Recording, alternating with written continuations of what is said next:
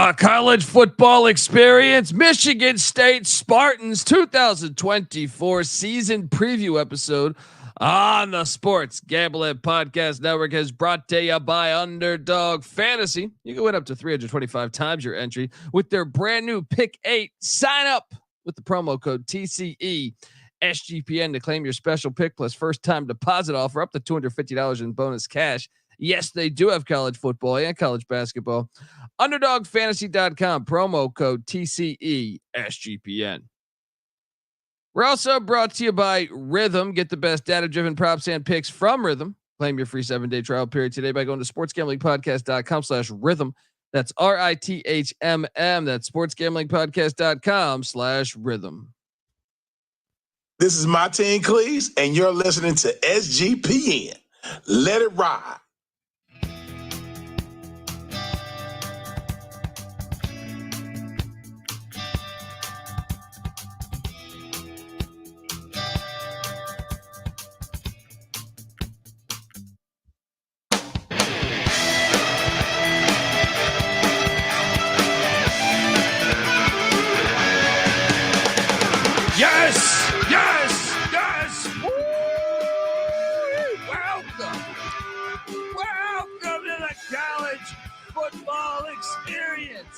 Michigan State Spartans 2024 season preview episode. Sparta time. It's a play on Wayne's World. It's Sparta time. If you're wondering who the hell you're listening to, my name is Colby Swinging Database Dad, aka Pick Dundee. That's not a pick. This is a pick. He was raised in the land down under, where a man thinks on his feet, speaks with his fists, and lives by his wits. When Dundee happened, he was a superstar. I'm probably drinking too much and celebrating too much and not sleeping. Would have killed a normal man, but no, that's gone. The medical advice I got from that was like being hit by lightning. Pretend it never happened and get on with your life. Oh boy, it's a new era. Because Tuck coming might have meant a different thing. But don't worry. It's a new era in East Lansing.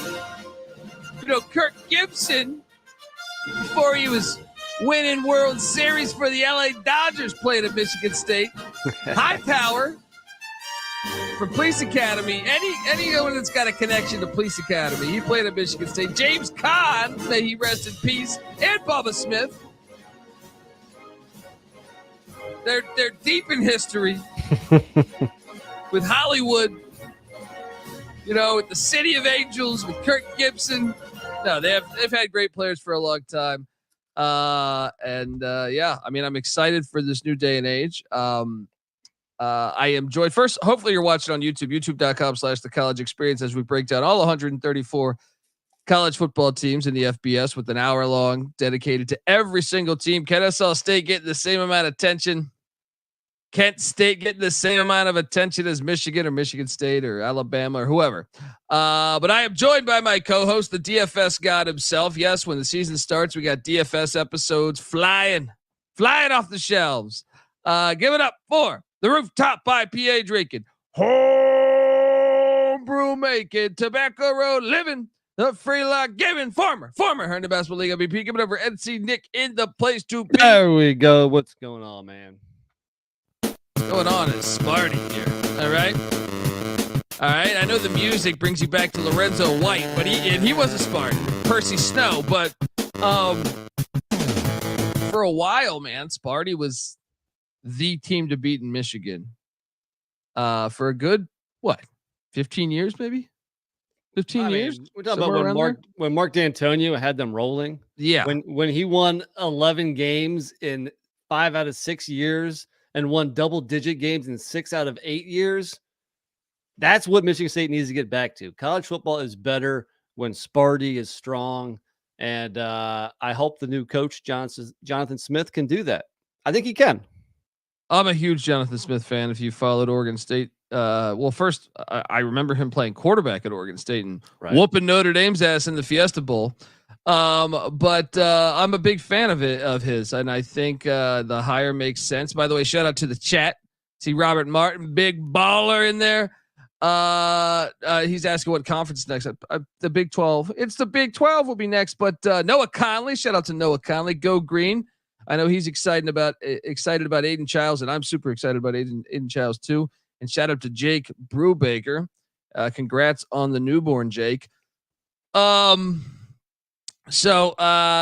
look, we're going to talk all of that. But before I do that, I want to tell you, you are listening to the College Football Experience, part of the Sports Gambling Podcast Network. And you want to check out the latest episode of SGP Stories is out.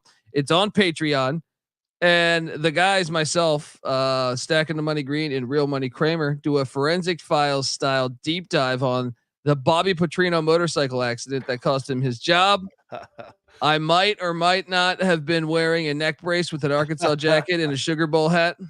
So check it out. Plus, make sure to check out the WNBA Gambling Podcast, as Terrell and Scott have you started out with red hot locks. All right, get on over there. And remember, as always, folks, to let it ride. But yes, let's talk a little bit about Sparty here. They go out and hire Jonathan Smith. So I was heartbroken. I like Jonathan Smith at his alma mater, and I thought to leave in the darkest hour sucked personally. But I also understand that he's got a family, and if he's worried about his future as a head coach, the Pac-2's uncertainty probably says the writing's on the wall. It's time to get off the, get off while the engine's hot. Like career-wise, it was a smart move. Nobody can argue that. Yeah, I just wanted him to stay at Oregon State. I honestly thought had he stayed there, they would still be in decent shape moving forward and be like the top group of 5 team every year. It'd be interesting if the Pac-12 didn't fall apart. He's probably still there, because I don't know if he was necessarily looking to leave. Yeah. Like a lot of coaches do, because obviously that is his alma mater, but things happen and one thing leads to another. And here we go. I mean, and the age old tale of a shit ton of money changes people. Always helps. Now, looking at his career, he has never been east of the Mississippi, not even close. I mean, his whole playing career in college and then coaching, he has been in the Pacific Northwest. Is that a concern at all? Maybe if we're nitpicking it, sure. But I would bring up the fact, and look, you see right there, youtube.com/the college experience, 34 and 35 in 6 years at Oregon State. I think some people would say, well, isn't that a red flag? No, he walked into an absolute disaster. And I'll even say, I'll raise you one higher, to anyone that would say negative things about that 34 and 35, record in 6 years at Oregon State, would be if you look at when he left Washington, all of a sudden their offense dropped off in the final Peterson years. You got to remember, he was at Boise and Washington State with Peterson, and I think that he was a key, part of that staff. And I always thought that staff was one of the best coach staffs. It just showed on the field. He was also at Idaho with Dennis Erickson and Oregon State with Dennis Erickson. He was at Montana, where they have a great program in the FCS. So he's been surrounded by great coaches for a while there. But and a good coach is a good coach regardless of where you're at. And college football is nowhere near as regional as it used to be. For example, take a look at the conference that Michigan State plays in. Yeah, they can recruit in the Pacific Northwest now. I was going to say, if anything, not only can they recruit locally like they've always had, Michigan, Ohio, big states like that, but now maybe they do have a little bit of a pipeline to the West Coast. Yeah, certainly.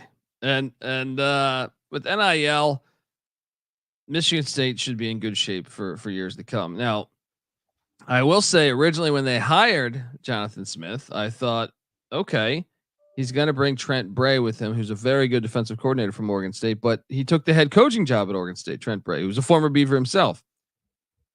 So he brought Brian Lindgren, which I thought was, as a Colorado fan, hilarious, because they got rid of Jay Johnson, who was Colorado's OC, for Mel Tucker, who replaced Brian Lindgren with Mike McIntyre at Colorado.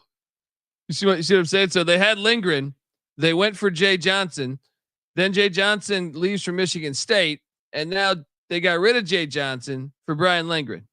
Funny how it works out. Yeah.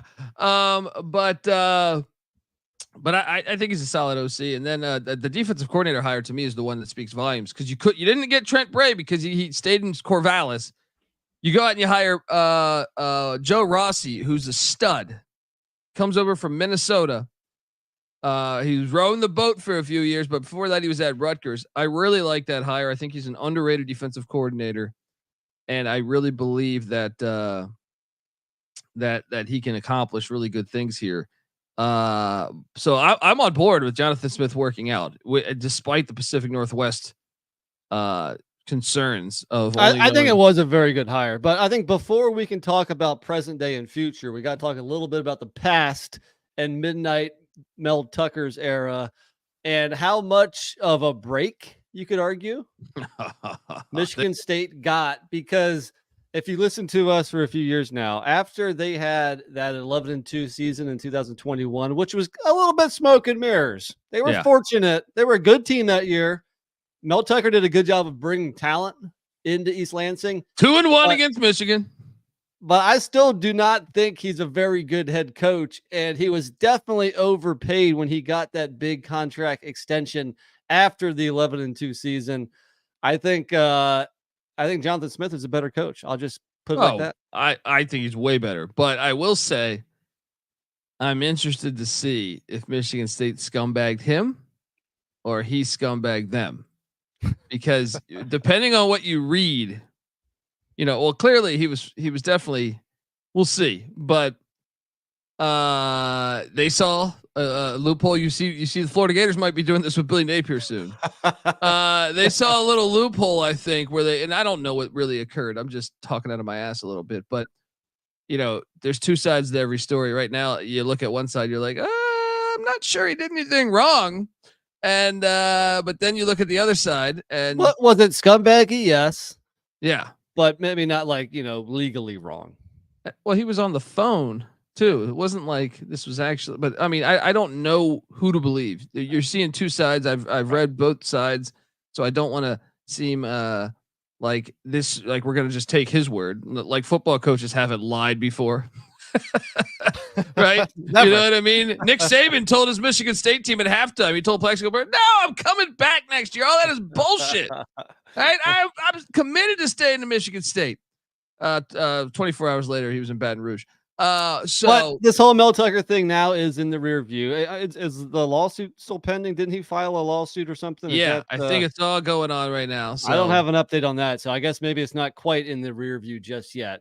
But you're right. Jonathan Smith, I would take. I don't care if I'm starting a team. It doesn't matter where. I'm taking Jonathan Smith over Mel Tucker 1,000,000 out of 1,000,000 times. Yeah. Just he's proven it to me as a football coach. And I also think the staffs he was at. Now I know you can say, well, Mel Tucker was at Alabama and Georgia.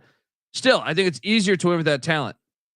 When you're at Oregon State as an assistant, when you're at Boise State, I think those are harder coaching jobs. And to me, when you see them succeed, you're just like, whoa, okay.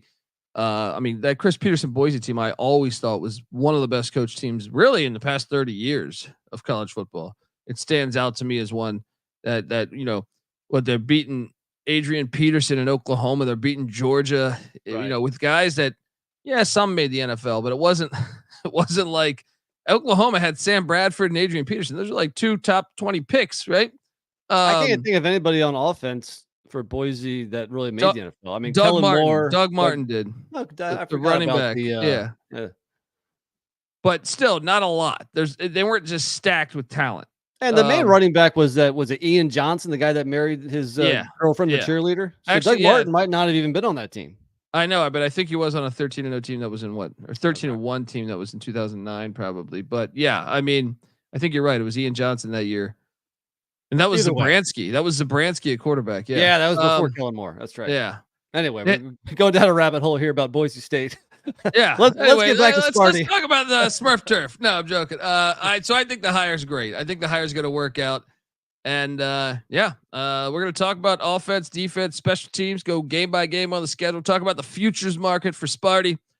But before we do all that, I want to tell you that the college football experience. Michigan State Spartan Style is brought to you by Underdog Fantasy. Pick 8 is now live. Create entries with up to 8 picks, and Underdog will automatically double flex entries so you can miss up to 2 picks and still win your entry with more picks to make and extra ways to win. The excitement is higher than ever. The best part, you can win up to 325 times your original amount. You can now use specials and boost on all flexed entries as well. So don't miss your chance to try it out before it's gone. Sign up. And when you do, sign up with the promo code TCE SGPN to claim your special pick plus first time deposit offer up to $250 in bonus cash. UnderdogFantasy.com, promo code TCE SGPN. And yes, they do have college football and college basketball action. I know we're in the summer, but MLB, CFL, I'm doing it all the time. UFC, so jump on over. Underdog Fantasy, promo code TCE SGPN. We're also brought to you by Circa Survivor and Circa Millions. Yes, the Circa Sports. Circa Sports is back with Circa Survivor and Circa Millions, giving away $16 million in guaranteed prizes. Of course, Circa contests have no rake. Circa Millions, pick 5 NFL teams, ATS, each week and compete for $6 million or survive the NFL gauntlet to claim the $10 million prize. Sign up in person at Circa Sports between now and September 7th and use a proxy to play from anywhere. We actually even have a deal right now with footballcontestproxy.com to save you $50 with the promo code SGP. So check that out. But look, if you don't have your trip booked for Las Vegas yet before football season, may I recommend the Ultimate Contest Weekend. It's a great time to go out, hang with Ryan and Sean, and enjoy some of the open bar events at the greatest sports book in the world, August 22nd through August 24th. Go hang out with Stacking the Money Green and Real Money Kramer of the Sports Gambling Podcast. And remember, as always, folks, to let it ride. All right, we are back. And I want to say this, man. I've been doing a deep dive. If you followed our previews thus far, I was doing a deep dive on, I did for the Mountain West. I had the great wins from the mid majors, if you want to call them that, in the Mountain West over the past 20 years. And I started doing the worst losses with the Big Ten. And, it's crazy. I almost think Sparty has one of the more consistent over the past 23 years of college football. This is their worst losses now. And I put power schools on here because there wasn't that many. The only mid majors they lost to since 2000 was La Tech, Rutgers at the time when they were a mid major, Hawaii with June Jones, which was rolling, Central Michigan, and BYU. And obviously BYU and Rutgers no longer group of fives. They did get swept by Cal, swept by Arizona State, which makes me laugh because of the narrative that the Big Ten is so much better than the Big 12, but or the ACC. But still, this is a rock solid program. Because they never really even when I did Michigan I thought had more blemishes than Michigan State, so they've been consistently good. They normally take care of business against a group of 5. Your thoughts? No, it's very true. I mean, some of these games I don't even recall. So you probably have to go back quite a few years. I mean, you might be going back 20 years to find that La Tech game or something. Yeah, I think so. BYU was not that long ago though. Kalani Sitake went in there. And beat them. Losing to BYU is not that much of a black eye. Yeah.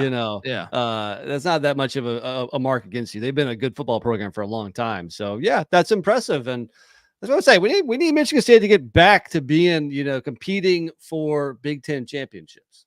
True. I liked them with the exception of that punt game against Michigan, where I had a bunch of money on Michigan because I thought they were going to beat them, and that jackass punter didn't just take the ball down. I'm not a Michigan fan either. I'm not a Michigan fan. I should mention that my wife is a Michigan State grad, and I was watching that game with some of her family, and there was a large eruption and a lot of screaming and cheering after that play. One of the most hilarious plays in recent memory for college football. I blame Patty C because he said you've cashed your check. Not your check. The old bettor's jinx. Yeah, and I'm like, I got that. And shout out to Jake Paquin. F that game. We got a Michigan fan here. He wants to know about the enemy. All right. He's spying. Is that Jake Paquin or is that Connor Stallions? All right. Let's dive into it, man. The offense last year. Well, it was pretty horrible. Yeah. I mean, they had a disaster last year. 4-8. Whether you want to say it was just or not, you know what I mean? But 128th in scoring per game, 15.9 points per game.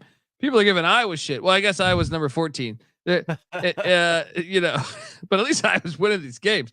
Michigan State's 13th in the Big Ten when it comes to scoring per game. They're 125th in yards per game, 13th in the Big Ten, 66th in passing, 10th in the Big Ten, 125th in rushing. That's got to be dead last in the Big Ten. That's got to be their worst in the past 23 years. I refuse to believe that they had a year worse than this. Right. I mean, Michigan State's never. They've always been, especially under D'Antonio, they were more of a conservative offense to some degree. A heavy run, good defense, but. Yeah, this is pathetic here. I mean, this is awful. This is you're lumped in with the worst of the Big Ten at this point, and the bottom of the Big Ten is pretty shitty. So they need to improve on that. And Jonathan Smith will do that year one, even though he has question marks on some positions here. He will improve on those numbers. I'm pretty sure. Where are you at off topic here with them? I thought it was pretty crazy for Illinois, Indiana, Rutgers, Maryland, Minnesota to vote in Oregon, USC, Washington, and UCLA, right? Sparty was kind of on the fence for me because I still think like they're not the same as those programs. They're better. You know what I mean? But for sure. But do you even Iowa? You can make a question if you're Iowa, Minnesota. I'm sorry, if you're Iowa, Wisconsin, or Sparty, should you have voted yes for bringing in USC, Oregon, Washington, and UCLA? Well, if you were in the Big Ten West, which Sparty was not, then you have even more of an argument not to vote yes, because you had a very clear path to at least the Big Ten championship game. I just think they all knew that it was almost an arms race between them and the SEC, and if the Big Ten wasn't going to make any moves, then they were in jeopardy of maybe being surpassed by a conference like the Big 12 or the ACC or something. So I think they all saw the writing on the wall, and they knew that. But what does that do for you? You're like, what it does? It keeps on bringing in large paychecks. I understand that, but someone has to lose these games. Yeah. And to me, I don't know if it's Michigan State, so to speak. Maybe it's Minnesota that has had 9-win seasons lately. But there's too many now that you bring in those, because I do think it's different than the SEC. I just feel like Rutgers. Why would you vote to that? I don't understand. And maybe Sparty's the one to get out of the Big Ten East. Rutgers' schedule is a lot easier this year for this year. True. But I still think, long term, and maybe Rutgers has a better NIL deal than I realize. But I'm just saying, some of who's going to be the doormat in this thing? Is it going to continue to be Indiana and Rutgers? But because to me, your chance of climbing up, yes, okay, is getting rid of divisions, but I think that was going to happen anyway.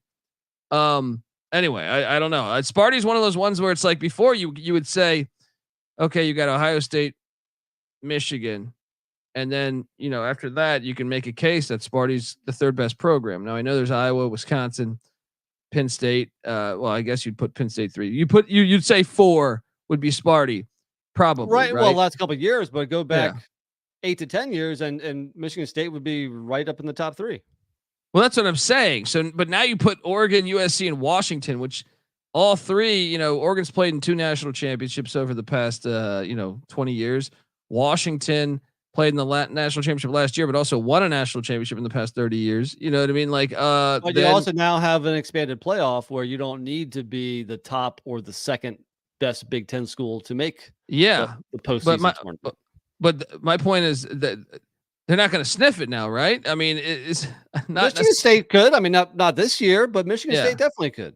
But to me, it's harder now. Before, you could easily sniff that. Now you have 6 or 7 teams you could argue that are better than your program. But anyway, just play a devil's advocate here. They returned 4 starters on offense. Running back Nate Carter, the former UConn Husky, he won a national championship in 2000.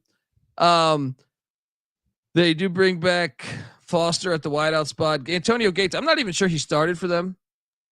I just wanted to note that he hit the portal and then came back. Antonio Gates Jr., that is. Obviously his dad, the Hall of Famer. Only 5 catches last year. I'm gonna guess that wasn't a starter. I mean, Yeah. they had last year. They had Mosley, Glover at The- receiver, the and year Foster bef- was their leading receiver last year. So it is nice to have him back. And then left tackle Brandon Baldwin. Dude, how about like watching Florida State and Keon Coleman last year? You're just like, how was he? I understand he was good at Michigan State, but he wasn't that good. Yeah. It was like, how the hell were you failing with this just gigantic talent? Well, let's face it, the quarterback play hasn't been great last couple of years, especially last season. And I know you're going to get to the players returning, but of the 3 quarterbacks who took the majority of the snaps for Michigan State last year, Hauser, Kim, and Levitt, none of them were getting. I'm not here for any Hauser slander. He's the one that transferred to ECU, right? You're goddamn right.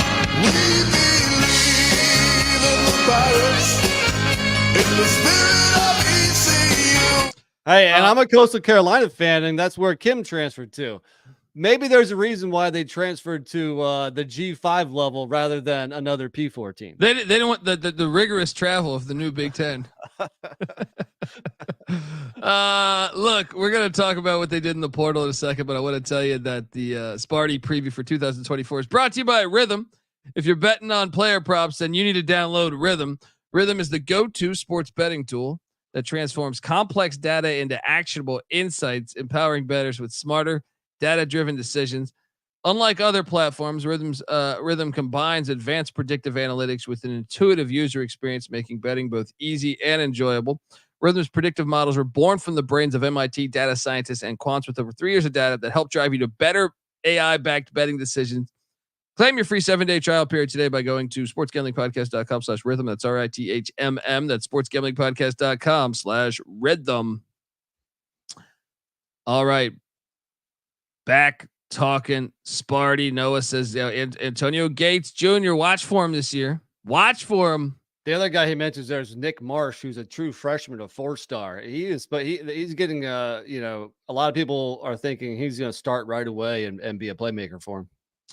Yeah, and let's talk about what they lost. You mentioned Noah Kim heading out to Coastal Carolina. Sam Levitt went to Arizona State, but he forgot to mention that's a power school. And that's right. I just mentioned they swept Michigan State in a home and home under Herm Edwards too. If you get that done under Herm, that's impressive. But former 5-star running back Jalen Berger's in the portal. I wonder where he's going to land up. He hasn't decided yet. Yeah, he hasn't decided. But Jaron Mangum, who I just can't help but giggle. Jaron Mangum was a Colorado running back for 2 years. Then he transferred to South Florida. Then he transferred to Michigan State, and now he's going to Minnesota. You know, I normally don't agree with these coaches that all bitch about the transfer portal, but well, I don't get the brain man comb. I mean, that's pretty ridiculous. You know what I mean? Well, he didn't do much for Sparty last year. He averaged under 3 yards a carry. I don't think he'll be missed in East Lansing that much.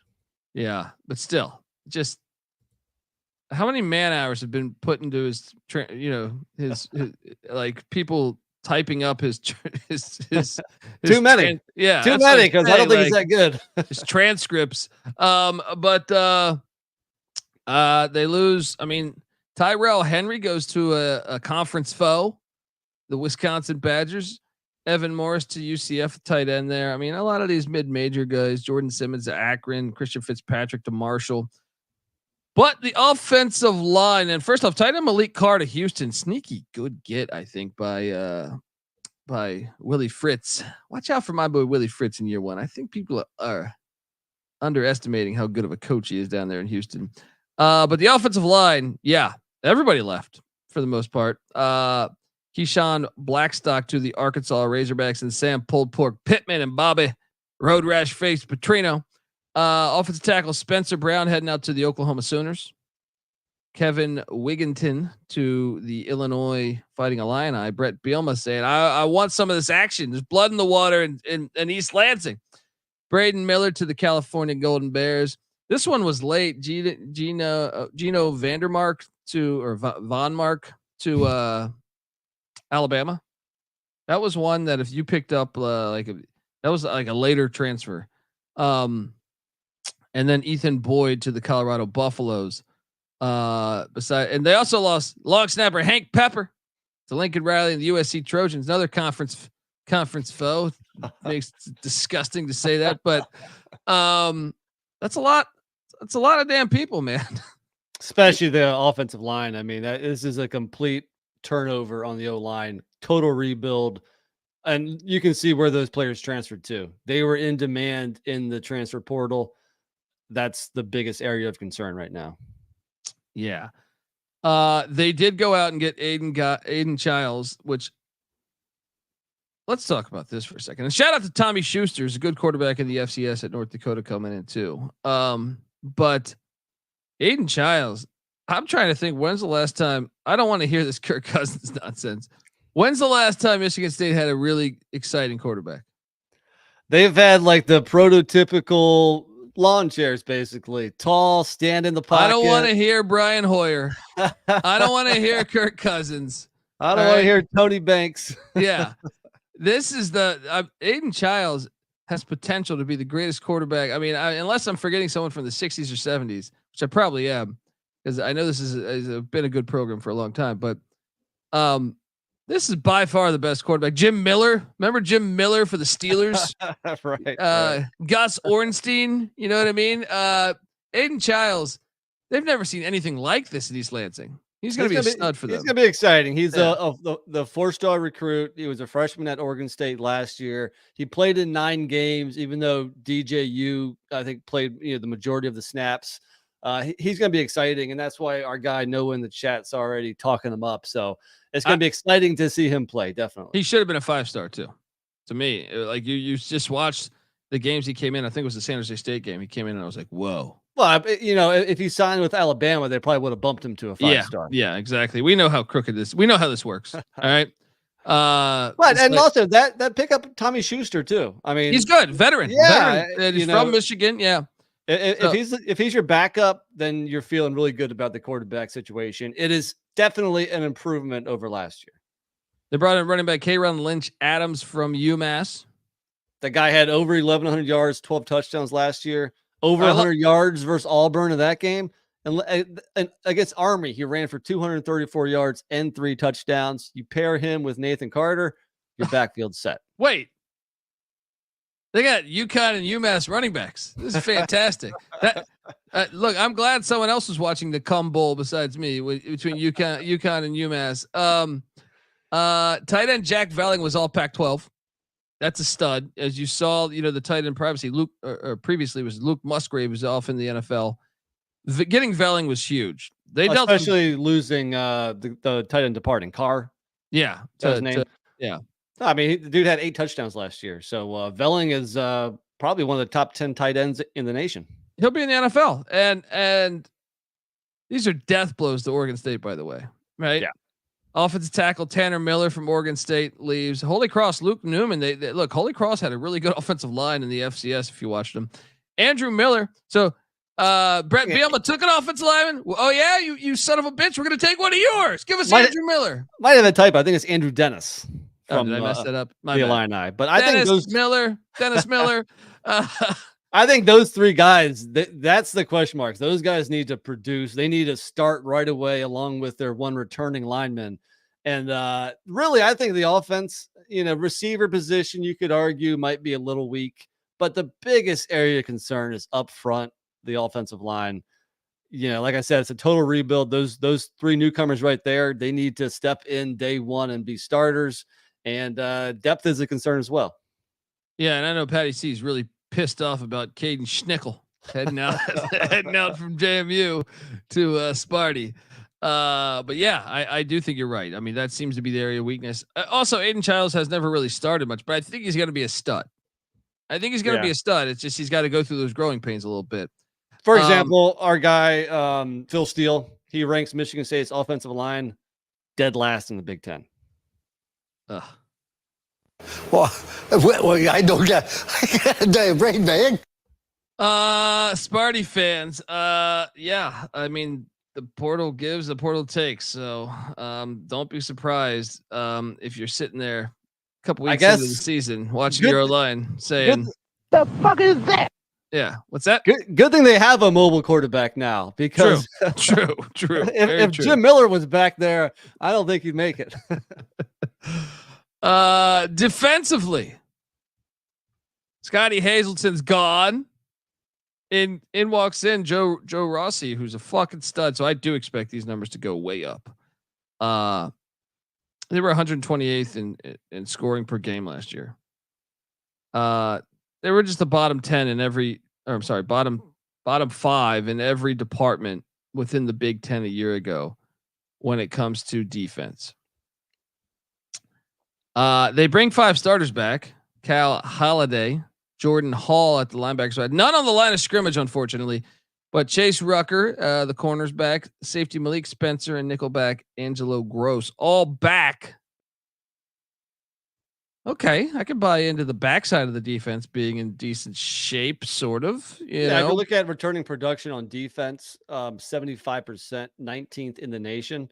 So the good thing was that, other than the D line, where they also got gutted, similar to the offensive line, is that they pretty much bring everybody back within that back 7, which is I guess a nice place to start, but concerns about the D line do exist. Well, some of the guys they lost, as you see the schools there, by Jobe. I don't know how to pronounce this guy's name. He's at Kansas though, and they're a contender to make the 12-team playoff. Derek Harmon heads out to the Oregon Ducks. They're a contender. Andrew DePepe. I love that name. To the Indiana Hoosiers. Simeon Barrow Jr. I wonder if there's any relation to Michael. Heads out to the Miami Hurricanes. And then they lost a slew of other players to, whether they're still in the portal or whether they're to smaller schools like Buffalo and Charlotte. But then the big one was late. Jaden Mangum, brother of Jaron Mangum, to Michigan, heading out to Michigan. On. That one was late too. That one to Michigan from Michigan State. Shots fired. And what's up with that? They had 2 players. I just did the Michigan preview. Michigan grabbed one from Michigan State, and Michigan State grabbed a guy from Michigan. I mean, is anything sacred anymore? God damn it, man. You're supposed to hate each other. When you see them at a party, you're supposed to pour a beer on them. You know what I mean? This is not supposed to be all like, hey, let me go to Ann Arbor. What's going on here? You're supposed to be disgusted that Michigan won the national championship and work every single day to if you want to talk about another team that wore green. Granted, it was fiction, but in necessary roughness, when Texas State ran into the by God #1 Texas Colts in the bar, that's right. It was a bar fight. You don't sit there and try to be friends with them. God damn it! This is what I'm talking about. Our society's lost their fucking minds. All right, you be friends to someone at Western Michigan. You go there, you get some scattered ass over there in Kalamazoo, but maybe go to Waldo's for the liquor pitchers. True, but you don't go to Ann Arbor, all right?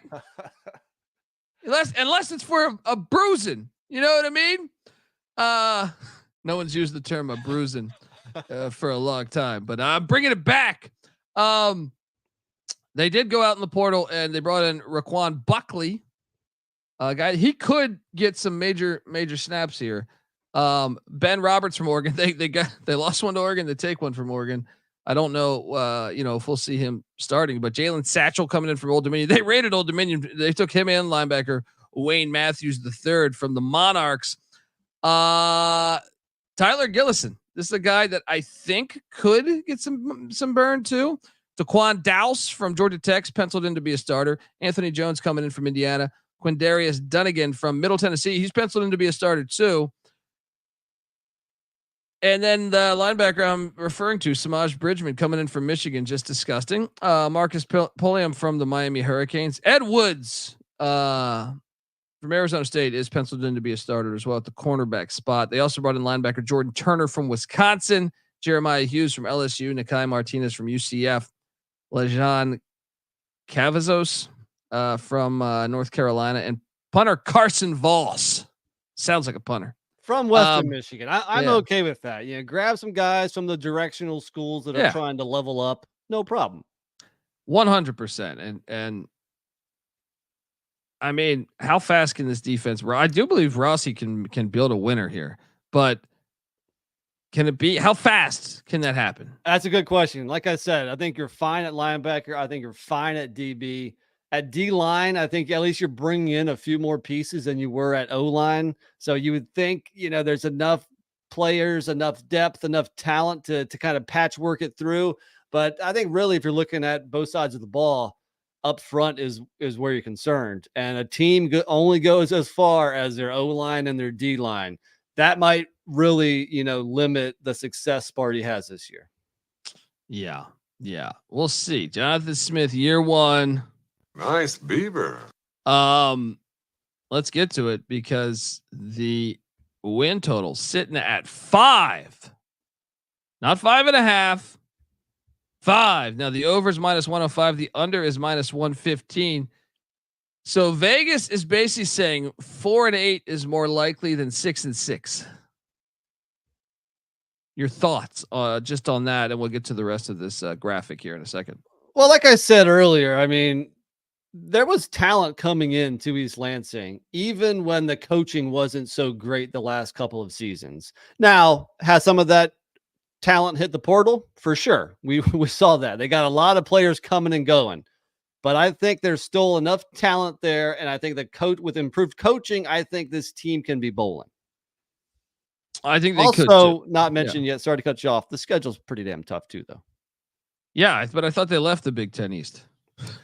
Well, you basically traded Penn State for Oregon because they still have Michigan and Ohio State on the schedule. Better than Penn State, right?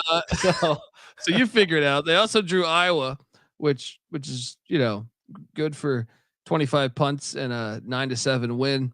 But we often talk about the imbalanced schedules now because conferences are so large, and really, there's winners and losers as far as what schedule you get. Michigan State is not a winner as far as the schedule they got. I would argue, I don't have all of the Big Ten schedules in front of me, but I think they've got one of the hardest ones as far as at least in conference play. Fair. I mean, come on. They have Ohio State, Michigan, and Oregon, the 3 toughest teams in the conference. And Iowa, which I think you can make a case that Iowa returning what they're returning defensively, and all 4 of those schools have legitimate playoff aspirations, including Iowa, even though maybe on a national level, they don't get recognized. Yeah. Well, they do this year. All right. Just the Hawkeyes are coming. All right. They're plus 20,000 to win the Big Ten championship, plus 35,000 to win the national championship. If you're a Sparty fan, can you talk yourself into any of those? I think you're thinking just the win total, right? Yeah. I wouldn't go any further than that. Yeah. I agree. They don't have 12-team playoff odds to make that yet. I'm told that that's going to happen in the coming month. I don't think we need to really worry about that yet either. Yeah. Let's get to it. The schedule. And if you're wondering, on the right side, I did power rank these from toughest to easiest. 12 being easiest, toughest being 1. Week 1 is to me one of the trickier games because, whenever you have a first year head coach, September is where you should worry the most. Even a little bit of October, but September, to me, a lot of times you'll see them turn that corner in November, right? The team starts to grasp exactly what they want. That's why this game's terrifying to me. I know Florida Atlantic was 5-7 last year. 4-8. Or 4-8, yeah, my bad. But they lost their starting quarterback for the season. They almost beat Illinois at Illinois. It was a 6-point loss. I kind of like what Tom Herman's doing at FAU. I think this game is incredibly scary for Michigan State. I really do. I'm taking Sparty to win this, but I don't feel very good about this one. I think Florida Atlantic could beat them. I completely agree. I think Florida Atlantic is going to be much better this year. I think they're going to contend for the AAC crown. I am going to give this game to Michigan State, but I think it's a very close game. And I'm also very worried thinking that Michigan State could go bowling and could hit the over. they need this one. I'll give it a Sparty, but yeah, I think it's going to be a very close game. Yeah, and this is the one where like I feel like we could butcher our win total on a game like this, but sure. Because I see this as like a 27-24 type game, but then comes in not comes in. Then you head to College Park, Maryland, to take on the Terps. Now this one, I got Michigan State beating Maryland. I'm curious what you're doing here. My logic is this: MJ Morris. Much like Aidan Chiles, MJ Morris was a freshman last year. He did look good for NC State in the games he came in. But there's, to me, a huge coaching advantage for Michigan State. Some of the same questions I have for Michigan State sit with Maryland. Maryland returns 0 players on the offensive line. Now their defensive line should be decent, but they're replacing a quarterback that was there for 7 years. So I never trust Maryland to beat good teams. I don't know that Michigan State fits that narrative as a good team, but I'm just going to trust this will be in a half empty crowd.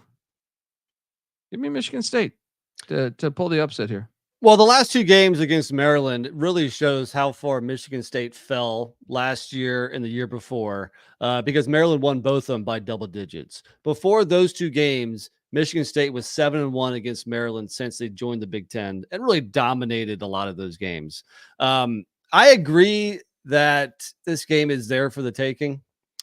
Now, if you're watching this on YouTube, you see that out of conference, Michigan State has 2 road games against P4 opponents. I'm sorry, Maryland's not out of conference. Disregard what I just said there. But within their first 4 games, early September, they have 2 road trips. I don't think Michigan State is good enough to win both of those. So I will say they lose at Maryland and then win the next one a couple games later. Week 3, they're home to my guy Bubba McDowell, who I interviewed a couple years back in Prairie View. This game's ridiculous. No disrespect to Bubba McDowell in Prairie View. Come on, Sparty. Like we appreciate you, but what the fuck is this? And they canceled something. Who was this supposed to be? Was this Western Kentucky? This was somebody. Was it Boise? No, it was Louisiana, the Raging Cajuns. They were supposed to play the Raging Cajuns here. Lame. But hey, they need it. Let's not forget the Big Ten plays a 9-game conference schedule. True. Unlike the SEC, who plays an 8-game conference schedule, especially when you have a new head coach, you need a gimme win. This might be the only gimme win on the whole schedule. So I can't blame Sparty here for it, actually. No, I will. Because Michigan and USC and UCLA don't ever play FCSs. UCLA did 1 year after the George Floyd thing, but the SEC always does. So why are Big Ten teams not giving themselves the advantage the SEC teams have? Well, that's fair. But I mean, look, the ACC doesn't do 9 either. So, I mean, like you could sit there, the Big 12 and Pac-12 before they got detonated, and the Big 10 all played 9. And I never understood why that shouldn't be a guideline across the sport. But the only reason why I compared them to the SEC is that I do think there is a Big 2. And I think the ACC and the Big 12 ain't in it. So I think from now on, I really start to compare not against just P4, but against the Big 2, which is Big 10 and SEC. Yeah, it's Big 2 from a money perspective. We'll see on the field because Boston College is hosting Michigan State week 4. There you go. I will meet you here. I got no idea what to expect of Boston College this year. Like, I wasn't thrilled with the Bill O'Brien hire. I know you weren't either. I know Patty C was our other co-host, but I'll say this: by the 21st of September, I got them losing 1 game. And shout out to Noah Conley, who's going to the Boston College game, going up to Chestnut Hill. Make sure you hit that Cheers bar. Ted dancing. Unfortunately, that Cheers bar is kind of a tourist trap. It is. I went to it also, but it's not as cool. It's like in the basement of that restaurant, and it's but I guess everybody knows your name. All right. I don't think anybody said, "Hey, NC Nick."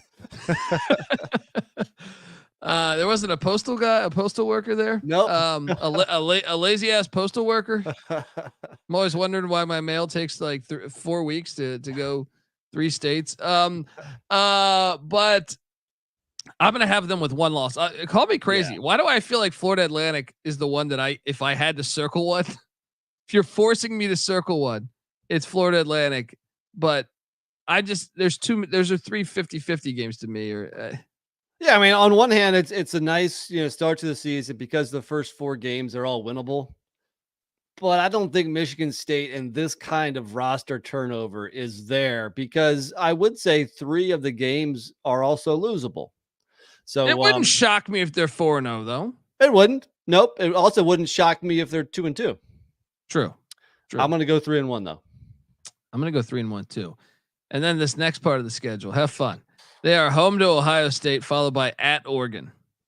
Is that the worst I mean, I know it's not a back-to-back away, but I don't know that it can get any harder for any team from a week to week. Ohio State and Oregon for me are in probably my top 5 teams across the country, maybe top 10, depending on who you want to plug in there. But they're 2 very good teams who have great chances of being in the college football playoff. They're my top 3, dude. Yeah. And that, I mean, you get the Buckeyes at home. Yeah. They're not ready to compete with Ohio State. Ohio State's won 8 in a row, and in the last 6 of them have been very ugly. So I think you chalk that up as a loss, and also they're not ready to go into Autzen, go into Eugene, and beat the Ducks on the road on Friday night either. So they're going to drop these 2. Yeah. And then you get that bye week on October 12th. So we got them right now at 3-3, right? You get that much needed bye week, and then the Iowa Hawkeyes come to town. Now, as Noah points out in the chat, we can beat Iowa this year. Now, I feel like every game against Iowa is winnable because the scores are always like, 13-12. But I kind of am very bullish on this Iowa team. They return their entire offensive line. They return Luke Lachey, because they were really injured last year. Luke Lachey, who's going to be in the NFL at the tight end spot. They also lost their quarterback out for the year last year. Cade McNamara. The Michigan transfer. Yeah. And they added Brandon Sullivan, who looked good at Northwestern. And then the defense, this is going to be the best Iowa defense in a long time, I think. And that's saying something, because Iowa's always had a very strong defense.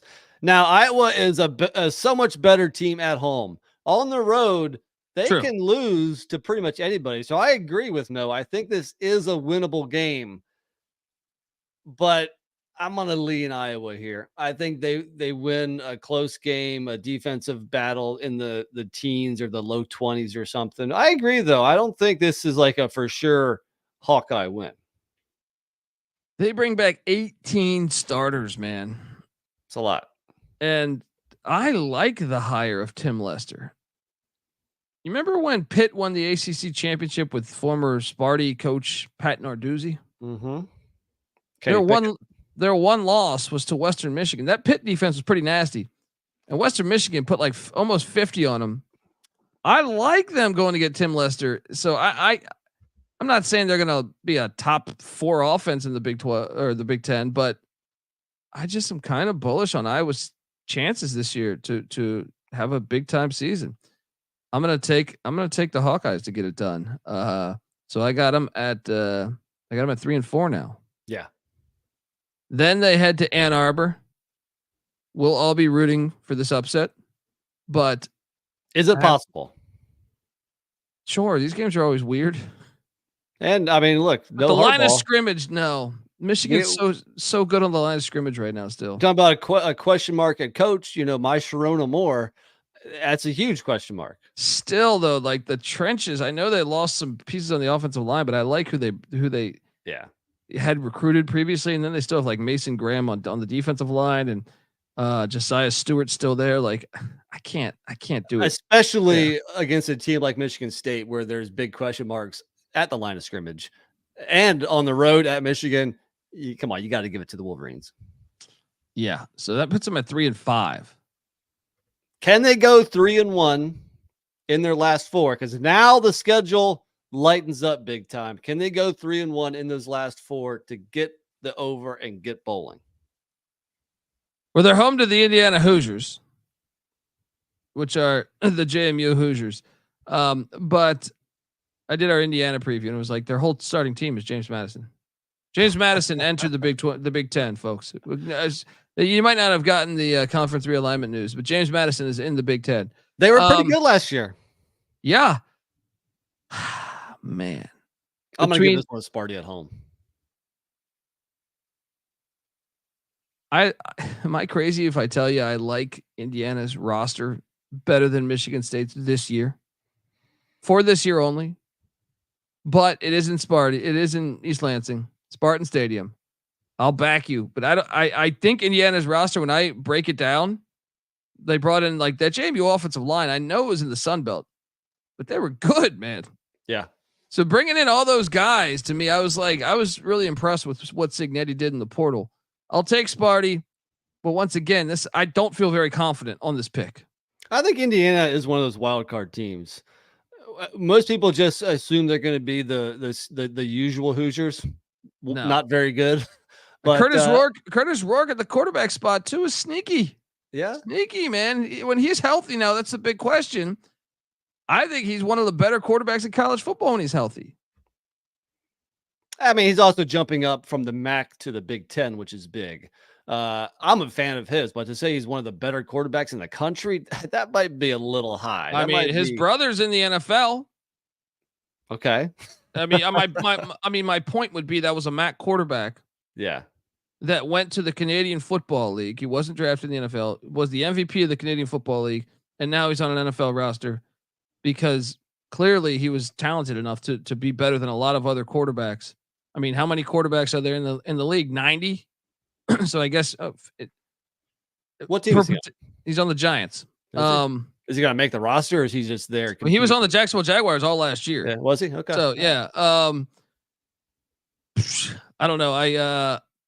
I've like I said, 27-24 type game. But if I'm giving them Indiana, then I'm saying they're losing in Champaign. That's fair. Yeah, I mean, again, you got a very inexperienced quarterback, not a lot of road trips under his belt. I mean, at this point, he would have played at Oregon and at Michigan. So at Illinois isn't that big of a deal anymore, I suppose. But yeah, I think this is another 50-50 game. And Michigan State's going to drop some of these 50-50 games. And on the road, I will take Illinois. Then they're home to Purdue. This is a win for me. Friday night. Yeah, this was one of those games that got moved to Friday night prime time. I think that stadium will be rocking. Give me Sparty. That puts me at 5 wins. Yep, 5-6 for me as well, with Rutgers. And I have them losing this. You have a push. But I think they win 3 out of these last 4 and get to 6-6.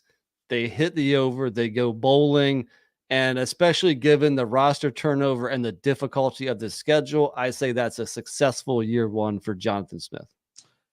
I like Rutgers' defense this year, man. I think it's going to be a top 10, top 15 defense, but it is in East Lansing. It is Rutgers. And I can't let you get out of here with the push. So what's more likely? I lean over, but I do not feel good about this play. Oh, this is not going to be on my locks or anything.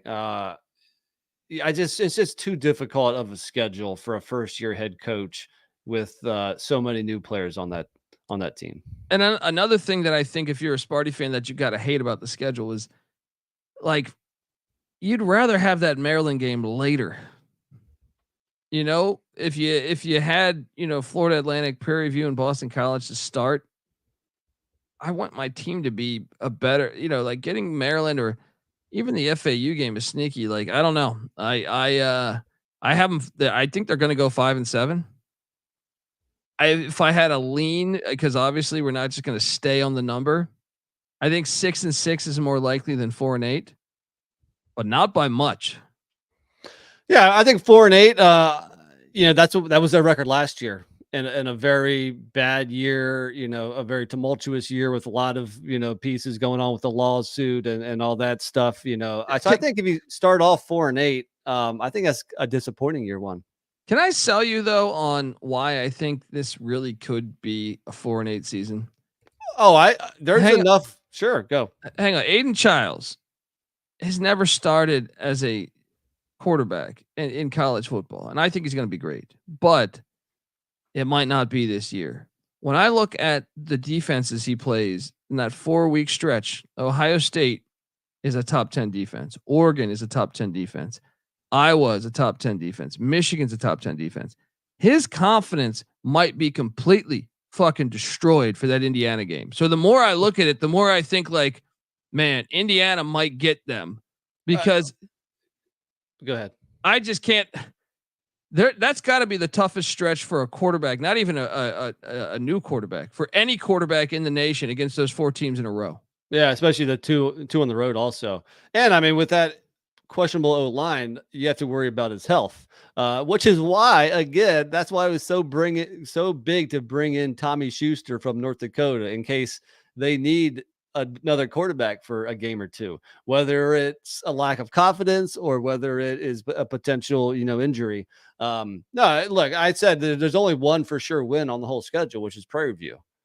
So yeah. It's very easy to paint a picture of them having, a real struggle this year and going, 3-9 or 4-8. That is definitely within the realm of possibility. Yeah. I almost think the more I think about it after that stretch, I think I might, no, I trust Jonathan Smith. All right. I'm going to lean over. Don't bet this one. Do not bet this one. Unless you're a Sparty fan where you're just going to sit back and it's good to have some action on your boys. You know what I mean? If you're, just coming into this, just looking for college football edges, this is actually, I'll say this, out of the ones we've previewed, and I'm 35, 36 previews into these things right now. I feel like this is the over I feel the most uncertain about out of any one that I've done. Yeah, I feel like I've been doing on most of these previews, I've been picking overs. There was 1 or 2 SEC teams where I went under. This is probably one of the toughest ones, especially with that even 5. Yeah. If it was at 5.5, then you're feeling good about 5 and 7, yeah, right. But look, I kind of root for Sparty here, happy wife, happy life. So, I think that they're going to surprise some folks and make a bowl. Robert Martin in the chat. Yes, I think they can make a bowl. Does Colby? No. Ooh. I think they're going to go 5 and 7. I think Vegas nailed the number.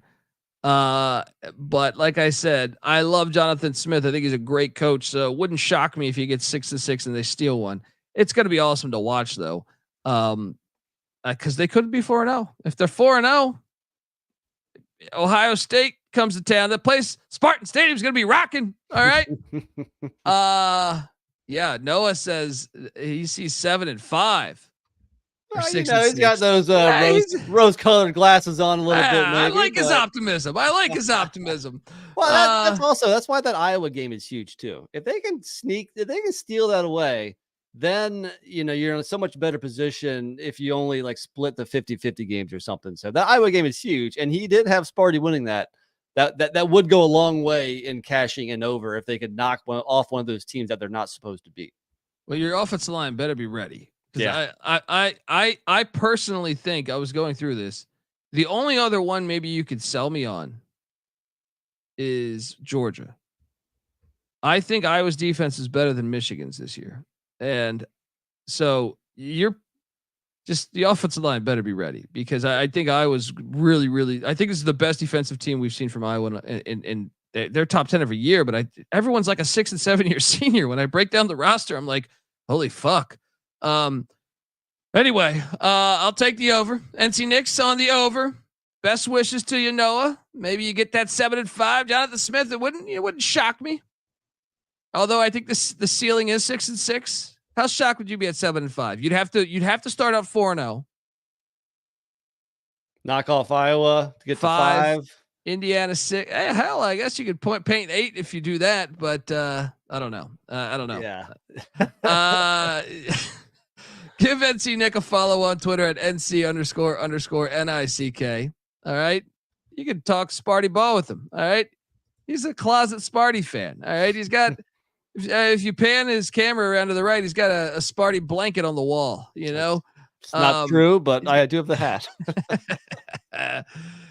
He does have all police academies on Laserdisc, of course, in his room over there. But yeah, So give him a follow. Check out the College Football Experience, all the other 134 podcasts that we are doing for each and every team in the land. Subscribe, youtube.com/the college experience. I'm on Twitter at @TheColbyD. Give me a follow as well. The College Football Experience is on Twitter at TCE on SGPN. Follow. Also check out the Stadium Heads podcast I do with Michael Barker, where we talk college football stadiums. The Big Ten, in my opinion, has the best college football stadiums out of any conference, especially with their new additions, because I love all 4 of those stadiums that come into this. Check out what we say about Spartan Stadium. Check out the Stadium Heads podcast, Big Ten edition. We've done all these ones, and Michael, who's better known as College Football Campus Tours, got this crazy travel schedule coming up. He'll probably be in East Lansing at some point. So check out the Stadium Heads podcast. Also check out the FCS College Football Experience for more. If you want to know about Prairie View, we got you covered over there. Also check out the College Basketball Experience as Michigan State, Tom Izzo. Come on. It's one of the better programs in college basketball over the past 25, 30 years. So check out the College Basketball Experience when the season goes live. We're there every single night, talking games, reacting to the college basketball world. And we're even in the off season right now. We're doing coaching interviews. Go check out the College Basketball Experience. Check out the Sports Gambling Podcast as well. Folks, this is it. We're both on the over. Let's go, Sparty. Let's go, Jonathan Smith.